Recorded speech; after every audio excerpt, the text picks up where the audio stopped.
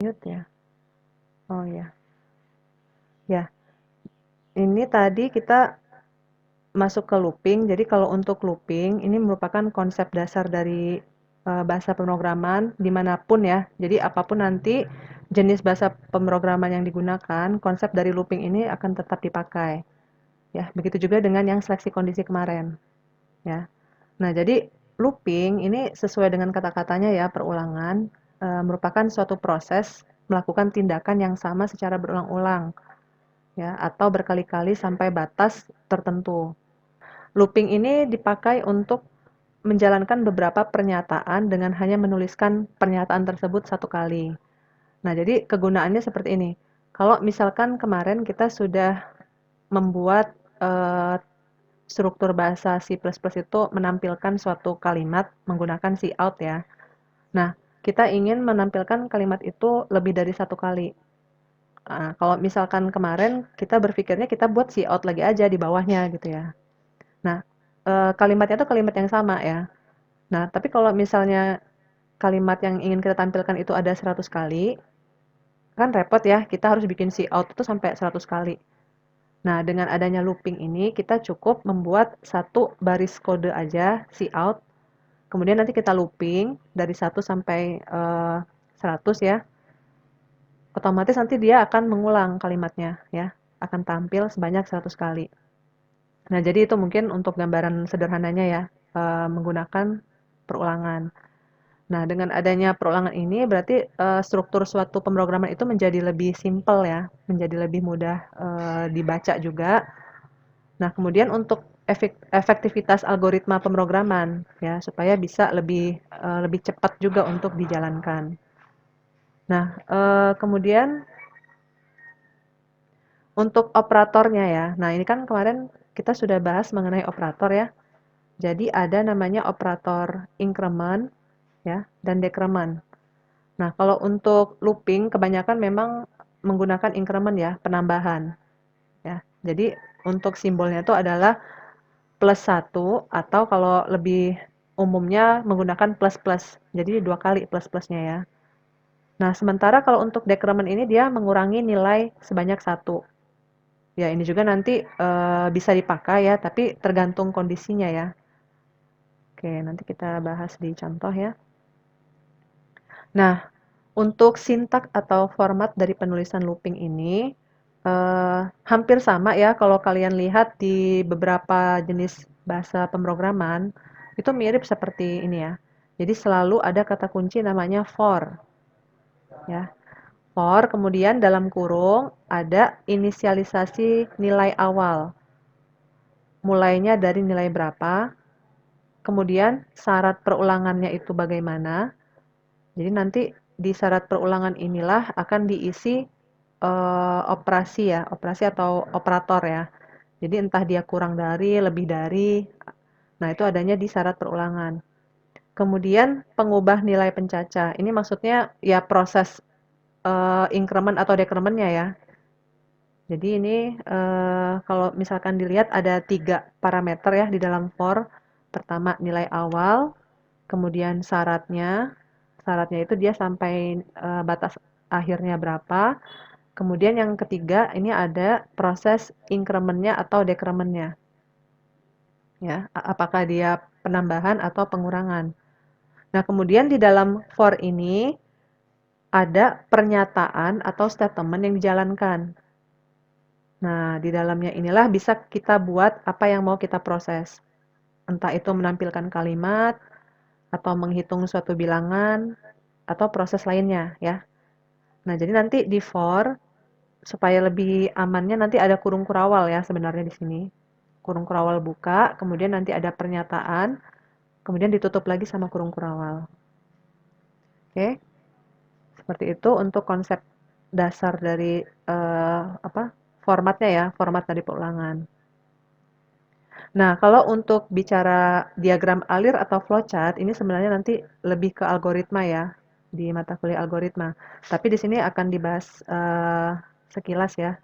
Jadi untuk looping ini, flowchart-nya bisa kita lihat ada simbol apa nih? 6 ini ya, hexa ya, heksagonal ya. Jadi Artinya ini adalah inisialisasi dari suatu variabel ya, variabel dari looping. Nah, inisialisasi ini adalah proses pemberian nilai awal ya. Jadi di sini misalkan dikasih nama variabelnya adalah loop. Loop nilai awalnya 1, kemudian dia akan melakukan pengecekan syarat. Ingat ini kemarin kita gunakan di seleksi kondisi ya, simbol belah ketupat ya. Nah, ini juga bisa kita pakai di looping untuk mengecek syarat perulangannya. Jadi misalkan yang ini syaratnya loop kurang dari sama dengan 10, artinya dia akan mengecek apabila nilai variabel loop ini kurang dari sama dengan 10, maka kondisinya itu benar ya. Dia akan menjalankan pernyataan yang ada di dalam for-nya. Oke. Kemudian ini juga proses selanjutnya ya. Misalkan ini kalau simbol secara flowchart-nya artinya input ya, yang jajaran genjang ini ya. Nah, jadi kalau seperti itu dia artinya memberikan perintah untuk menginput atau vout ini menampilkan ya, sorry. Jadi menginput dan menampilkan. Jadi simbol jajaran genjang ini artinya bisa input atau output ya. Jadi kalau ini dia cout artinya menampilkan ya. Nah, menampilkan nilai loop-nya dengan adanya proses penjumlahan. Nah, ini adalah simbol kotak, artinya adalah proses ya. Proses, ada Mataku di mana? Mataku. ada penjumlahan ya, atau plus plus, loop plus plus, atau di sini loop plus 1. Oke, kemudian nanti setelah terjadi penjumlahan plus 1, dia akan melakukan looping lagi.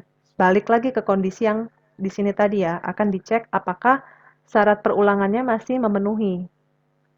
Memenuhi kurang dari sama dengan 10. Kalau iya, berarti dia akan lanjut lagi ke proses yang ini ya. Dia akan menampilkan nilai loop setelah ditambah 1. Jadi kalau tadi nilai awalnya 1, kemudian ini ada penambahan 1, jadinya 2 kan ya. Nah, yang 2 ini nanti dicek lagi di sini, apakah memenuhi syarat. Kalau masih memenuhi berarti dia ke sini ya arahnya, ditampilkan ya. Angka 2-nya itu ditampilkan. Oke, kemudian nanti proses lagi penambahan 1. 2 tambah 1, 3. Kemudian dicek lagi di sini apakah memenuhi. Kalau iya berarti ditampilkan. Setelah ditampilkan dia akan tambah 1 lagi. Begitu aja seterusnya ya. Nah, jadi kan kalau ini kan kebayang ya ada proses looping ya di sini ya. Kemudian nanti sampai pada kondisi kalau misalnya dia nilainya sudah 10 ya, misalnya di sini 10, kemudian dicek apakah masih memenuhi syarat perulangan. Masih memenuhi nggak? Masih, Bu. Iya, kan masih ada sama dengan ya, kecuali kalau dia kurang dari. Berarti 10 ini masih ditampilkan. Oke, masuk ke sini ya. Nah, baru setelah itu 10 ditambah 1. Oke, berarti 11 ya. Nah, kemudian 11 akan dicek di sini. Apakah 11 memenuhi syarat perulangan? Tidak, Bu. Nah, berarti ini adalah nilai yang dianggap tidak memenuhi ya. Berarti dia tidak tampil dan program selesai. Ya, sampai di sini. Nah, jadi seperti itu ya untuk flowchart dari looping. Kalau diperhatikan mirip seperti seleksi kondisi ya. Hanya saja yang membedakan di sini tuh ada tanda panah balik ya, yang menunjukkan proses loopingnya. Oke, bisa dipahamin sampai di sini untuk flowchart dari looping? Bisa, Bu. Bisa, Ya, Bu. oke. Nah, jadi nanti untuk simbol-simbol flowchart seperti ini sebenarnya ada artinya ya. Kalau misalkan nanti ditanya di ujian ya, eh, ya kalian harus paham artinya. Ya, di sini memang tidak dibahas secara detail mengenai flowchart ya, karena untuk bahasan flowchart sendiri itu ada di mata kuliah algoritma ya. Oke. Nah, untuk contoh latihan di sini saya lihat sudah banyak yang mencoba ya. Tapi nanti ini bisa dijelaskan lebih lanjut ya. Nah, kalau kalian lihat di sini ada penulisan nilai awalnya dulu ya. Jadi pertama kita buat variabelnya adalah i, kemudian di dalam for-nya ini ada proses pemberian nilai awal ya. Nilai awalnya 1, baru ada syaratnya. Ternyata i-nya kurang dari sama dengan 100. Kemudian nanti ada i++, berarti dia akan terus ditambahkan dengan 1. Kemudian yang ini si out tadi ya, yang proses menampilkan ya.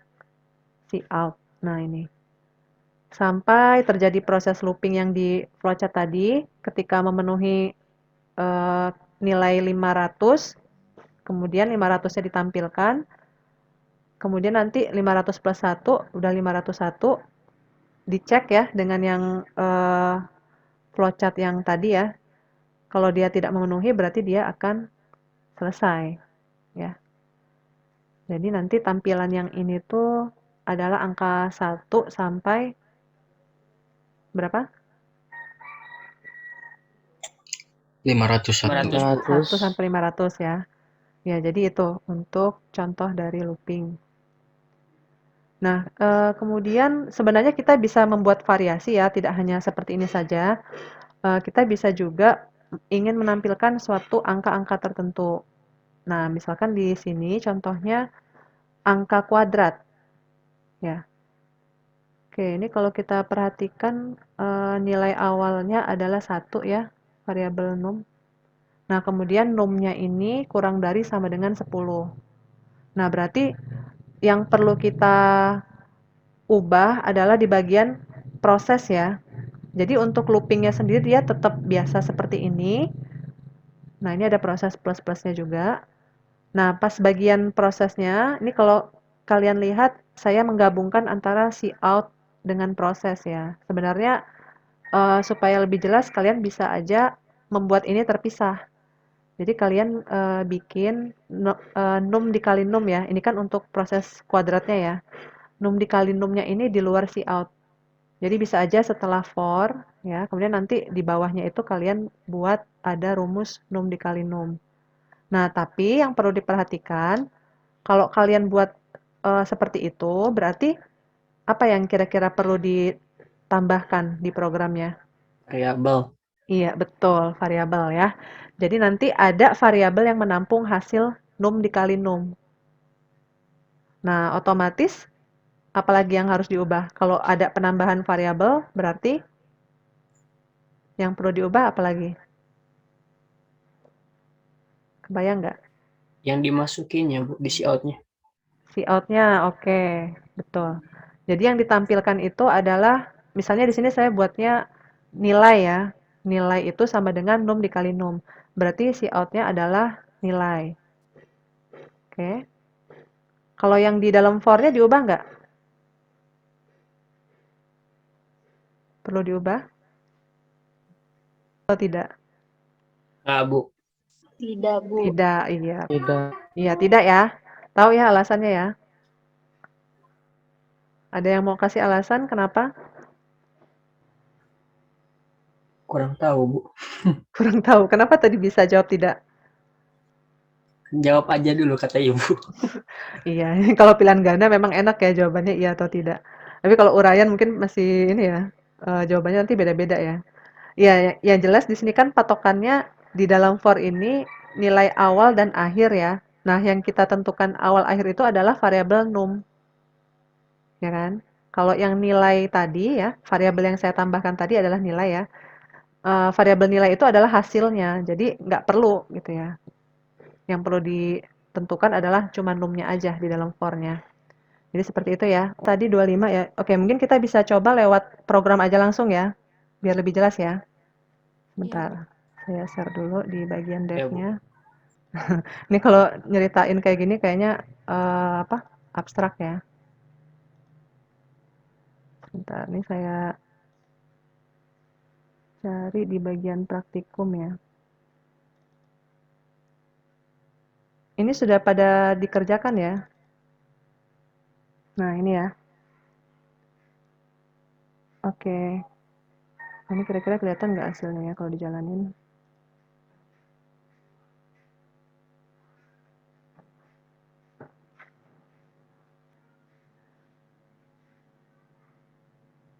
Nah, di sini kan si out-nya ada 6 ya. Oke, jadi 6-nya ini nanti tetap ditampilkan sebagai nilai awal yang tadi ya, 1, 2, 3, 4. Oke, berarti yang dicek adalah 6-nya ya. Sorry, tadi saya salah ya. Berarti yang dicek ini adalah 6-nya.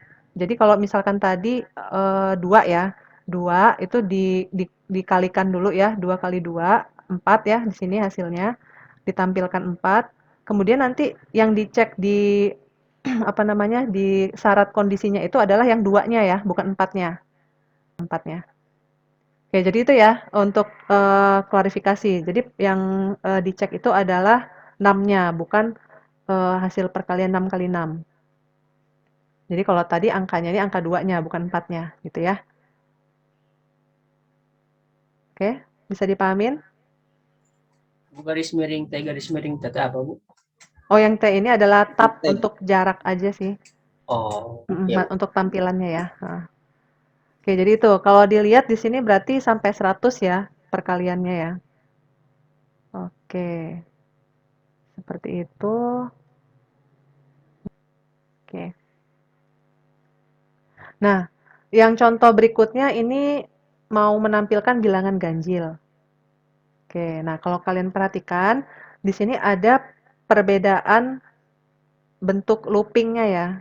Jadi ada I sama dengan 1 nilai awalnya, kemudian I kurang dari sama dengan 100, ini adalah syarat batas akhir. Kemudian proses loopingnya untuk membuat dia menjadi ganjil, maka kita harus menambahkan I-nya plus 2. Ya, I plus 2. Nah, ini bisa kita cek ya, kalau misalnya nilai 1, 1 plus 2 berarti 3 ya. Iya. Oke, kemudian nanti 3 muncul ya.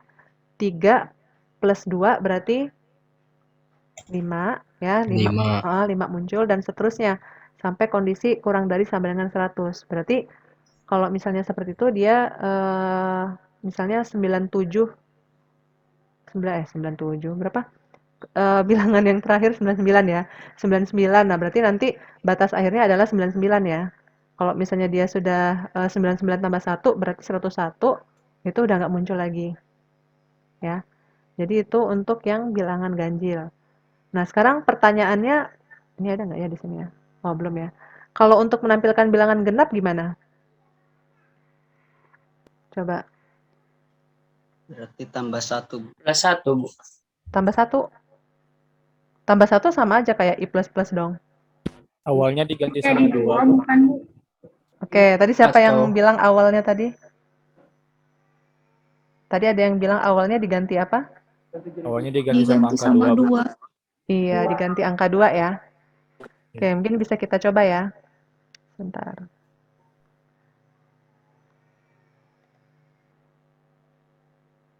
Nah, ini ya.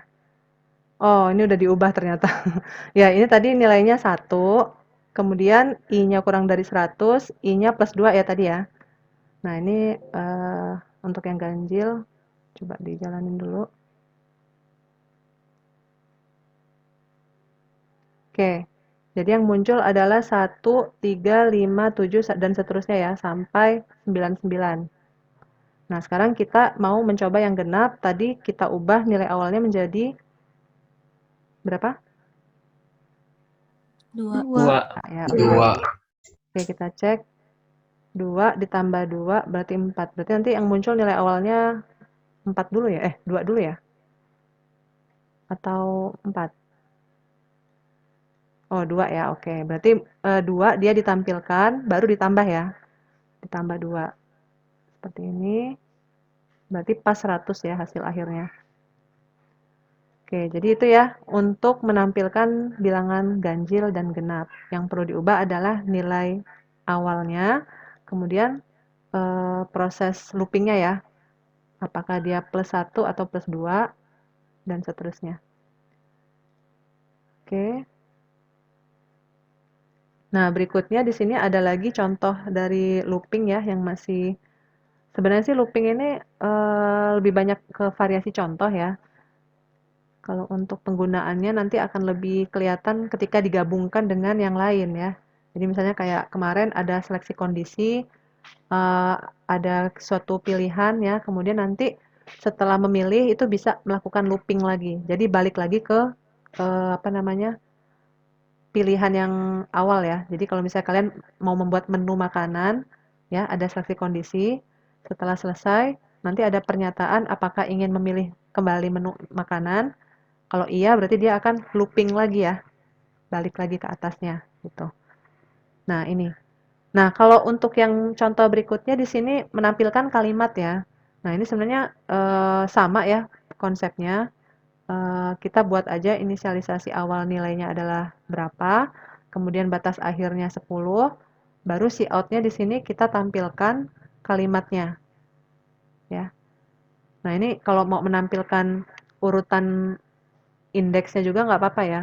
I-nya ini I yang keberapa gitu ya. Atau mau langsung kalimat juga nggak apa-apa. Seperti itu ya, untuk mengubah menjadi kalimat. Nah, ini ada latihan ya. Ini kemarin ada yang sudah ngerjain nggak latihannya? Oh, ini yang genap udah ya, tadi Sudah, Bu. udah. Nah, yang ini nih, yang nomor 2, coba.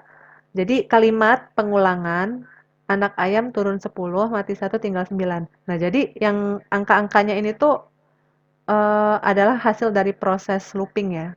Jadi yang pertama 10, kemudian dia berkurang menjadi 9. Kemudian 9 berkurang jadi 8, dan seterusnya hingga anak ayam turun 2, mati 1, tinggal 1. Berarti sampai terakhirnya 1 ya.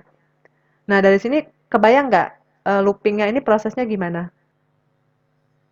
Oke, saya tampilkan ya, nggak apa-apa ya, Dava? Iya, Bu, nggak apa-apa.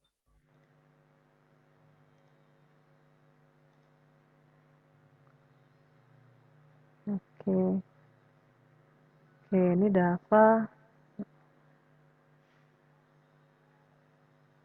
Ini ya, anak ayam ya, oke. Oke, anak ayam turun 10, mati 1, tinggal 9, oke. Nah, ini kalau kalian lihat ya, di sini mulai dari 10, I-nya lebih dari sama dengan 1. Berarti konsepnya itu dekremen ya. Jadi dari 10 ke 1, sorry ini I ya. Iya, I lebih dari sama dengan 1. Kemudian ini I min berarti I-nya berkurang. 10 kurang 1, 9. 9 kurang 1, 8 dan seterusnya sampai dicapai kondisi I-nya itu lebih dari sama dengan 1. Ya. Seperti ini udah benar ya. Berarti nanti tinggal mainkan di si out-nya ya. Si out-nya ini kalimatnya anak ayam turun. Oke, I berarti yang 10 ya. I kemudian mati 1 tinggal. Nah, mati 1 tinggalnya tetap aja ya kita buat seperti ini ya, karena kan dia sama ya. Nah, yang berubah kan adalah I sama yang di sininya ya. I min 1. Oke, ini I min 1 ya. Berarti tadi yang 10 dikurang 1, 9 ya, dan seterusnya. Nah, kemudian nanti I-nya dicek ya di sini 9, 9 masih memenuhi syarat ya. Berarti nanti anak ayam turun 9, mati 1, tinggal 9 kurang 1. Jadi 8. Dan seterusnya. Ya, benar ya. Terus ada lagi yang udah posting di sini selain Dava? Untuk Udah semua. Ya, Bu. Itu udah semua penugasan kan, Bu? Udah, Bu. Udah, Bu. Oh iya, benar-benar. Berarti Penugasan udah dari pada Bu itu. ngerjain ya, iya. Ya rajin-rajin ya. Ya nanti ada nilainya ya. Jadi kalian sudah melakukan tugas yang ada di slide. Pikir saya mungkin ini belum dikerjain ya, tapi ternyata sudah pada ngerjain. Nah, yang ini juga nih nomor 3. Buatlah program, sorry ini belum ganti ya layarnya ya. Layarnya masih yang tadi ya. Oke. Nah, latihan yang berikutnya ini ada buatlah program untuk mengecek kecepatan kendaraan yang terus bertambah dari 10 menjadi 100 ya. Jadi nambah 10 100. Jika kecepatan melampaui 100, maka akan muncul warning. Nah, ini juga sebenarnya permainan ininya juga ya, kalimat juga ya. Jadi ketika ada looping dari 10 sampai 100, oke, kemudian nanti ada kondisi kalau dia sudah 100, kalian munculkan kalimat kecepatan melampaui batas maksimal. Gitu ya. Nah, ini kalau saya cek ya. Coba yang udah ngerjain siapa nih? Ada yang udah ngerjain? Oh ini ya, pengecekan kecepatan kendaraan. Nah ini nih, siapa? Azra. Mana Azra? Yang lain mungkin udah juga ya. Ini saya belum cek satu-satu. Oke. Nah kalau dilihat di loopingnya ya, ini kelihatan ya. Nilai I-nya 10, I kurang dari sama dengan 100, kemudian I plus 1, tampilkan ya si out-nya. Kemudian di sini ada pengecekan kondisi ya. Di dalam proses for, kita bisa masukkan ada pengecekan kondisi, I-nya lebih dari sama dengan 100 ya. Oke, lebih dari sama dengan 100, maka akan muncul warning kecepatan melampaui batas maksimal. Oke, berarti hasilnya seperti ini ya. Oke, ada yang menggunakan cara lain nggak? Ibu mau nanya, Bu. Ya, gimana? Tadi kalau nggak salah yang Azrata ada depannya ada satu kecepatan, Bu. Itu ngilangin satunya gimana, Bu? Bisa Azra, nggak, Bu? bentar. Kalau nggak salah Azranya yang satu ini. kecepatan. Iya, Bu, itu hasilnya, Bu. Yang nah itu Oh paling ini ya, bawah. satu kecepatan mampu, oh, ada satunya ya. Ini ya, dia si out ini ya. Oh ini ya, I-nya ya, karena ada I di sini ya. Si out. Kan yang lain juga udah mengerjakan, tapi caranya beda berarti ya. Oke, Azra di screen sharing ya. Coba ini yang lain ada nggak? Yang caranya beda? Pakai if. Ada nggak yang pakai if? Novel pakai if. Ada, Bu. Nah, ya itu yang pakai if lebih tepat ya. Coba siapa yang pakai if? Oke, siapa? Adib. Hadib. Oke, bisa di screen sharing? Kurang pas ya. Nah, ini dia. Jadi ada if-nya ya di dalam for-nya. Oke, nah ini lebih lebih tepat ya. Oke, kalau dijalanin gimana?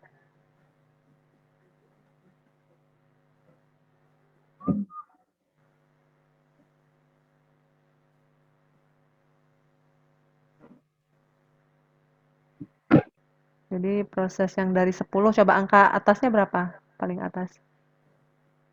10 ya, oke. 10, 11, 12, terus nambah sampai ke 100, nanti muncul warning.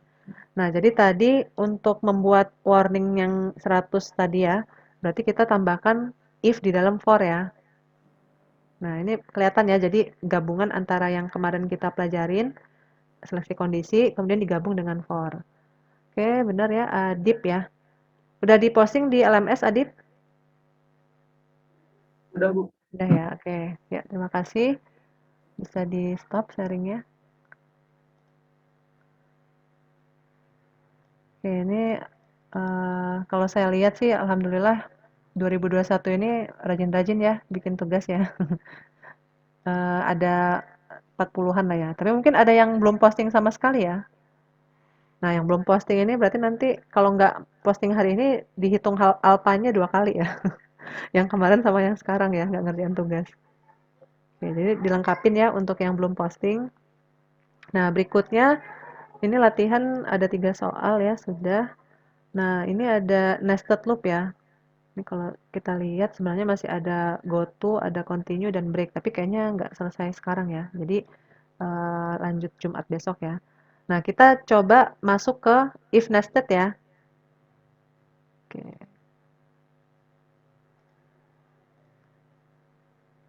Kok if nested? Nested loop ya. Ya ini. Jadi selain if yang ada sarangnya, ternyata loop juga ada sarangnya ya. Oke. Nah, untuk nested loop, intinya di sini for di dalam for ya. Nah, kalau untuk struktur bahasa programnya sendiri, sebenarnya sama ya seperti yang tadi, hanya saja tinggal menambahkan ada for lagi di dalam kurung kurawalnya ya. Seperti ini ya. Nah, untuk flowchart-nya sendiri agak ribet ya, karena namanya bersarang, jadi dia harus double-double, sama seperti if yang bersarang ya. Jadi simbol belah ketupatnya ini ada 2. Kemudian nanti di sini ada pengecekan kondisi apakah true atau false. Ya, jadi kalau dia true berarti masuk ke looping yang ada di dalamnya. ya. Kemudian nanti dicek lagi apakah true atau false. Kalau dia true, maka jalankan proses yang ada di dalamnya. Terus di sini terjadi proses looping. Oke. Tapi kalau misalnya di dalam looping yang kedua ini false, dia nggak langsung end ya programnya, tapi dia akan balik lagi ke looping yang di luar, looping yang pertama. Apakah memenuhi syarat? Nah, baru nanti dicek apakah true atau false. Kalau masih true, berarti dia tetap balik lagi ke looping yang di dalamnya tadi ya. Tapi kalau misalnya dia false, terus aja dicek ya apa namanya kondisinya sampai di sini dipenuhi kondisi false, baru programnya selesai. Mungkin untuk looping kita sampai di nested loop dulu ya, biar nanti bisa dicerna dulu. Memang yang agak bingung di bagian nested loop ini karena memang ya algoritmanya itu agak muter-muter.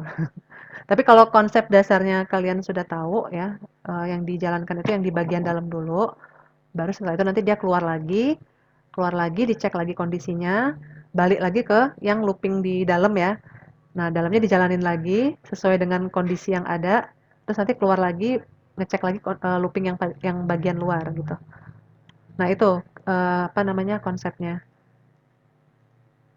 Oke, ini setelah ini ada while ya. While mungkin besok ya kita lanjut supaya apa namanya nggak bingung. Ada yang mau ditanya? Saya stop dulu.